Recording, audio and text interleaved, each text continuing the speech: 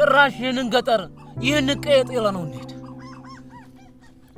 ዝም ሆኖ ለኔ እየከበደኝ ዳግመ ግን የምር ነው ተመችታለች እንቀበላት አው ሳትርቅ ስልኮን መቀበላለ አዛና በእናትህ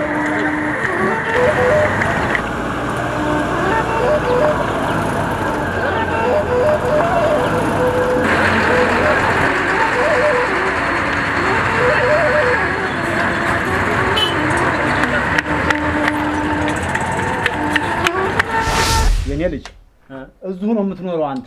ኧረ አይደለም ጋሽ ከጓደኞቼ ጋር ለስራ ፍለጋ ነው የመጣ ነው። እና እንዴት ነው ስራውን አገኘህ? በል ተነስ ዕቃህን ያዝና ልብስህን ያዝና ተመልከቱኝ እንዴ አንሳ ዝም ብሎ ሲርቦ ይሞት የለ የሰውዬ ሌላ ነገር አስበው እንዳይሆን ቆንጆ ብቻ ይገጻት ፀሐይ ናት የምታ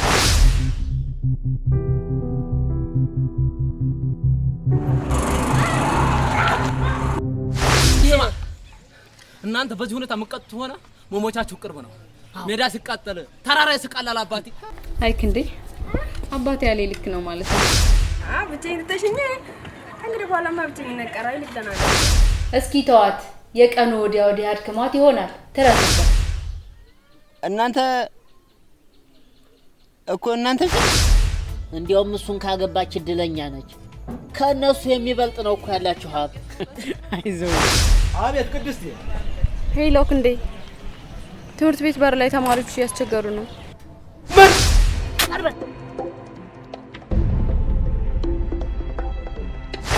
አስታወስካቸው ክንዴ? እነዚህን ወመኔዎች በደንብ አድርጌ ማስታወሳቸው። ቅድስት ምንድነው የተፈጠረው? ጉዳዩን ንገር። ምን አውቃለሁ? ትምህርቴ እንዳልማር መንገድ ይዘግተው ይጨቀጭቁኛል። አሁን መንገድ ይልቀቁ። ጋርዶችን አስመጣሽ አይደል? በያ መንገዱን ሲያስከፍቱልሽ እኔ ምድረ ሰገጤ ምን ማለት ነው? ወደታውን በግድ ተከፍታታለህ። ራስህን ያዝ ባለው ይኸው ዘውዱ እንዲያምር አይዞህ እንዴ ይሄ እኮ ቀላል ነው ልጄ። አይዞህ ጽርቁ ቀርቶብኝ በቅጡ በኮነነኝ አሉ።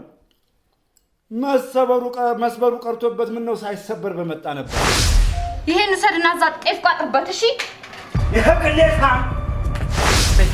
ምን ብትልከው ነው እንዲህ አቅልን ስቶ የሚሮጥ? ለዚያውን በሩን ሳይዘጋ ባለፈው ታስታውሳለህ? ጫት ቅመን አረቄ ጠጥተን እንዴት በባንዲራችን እንደቀለድን።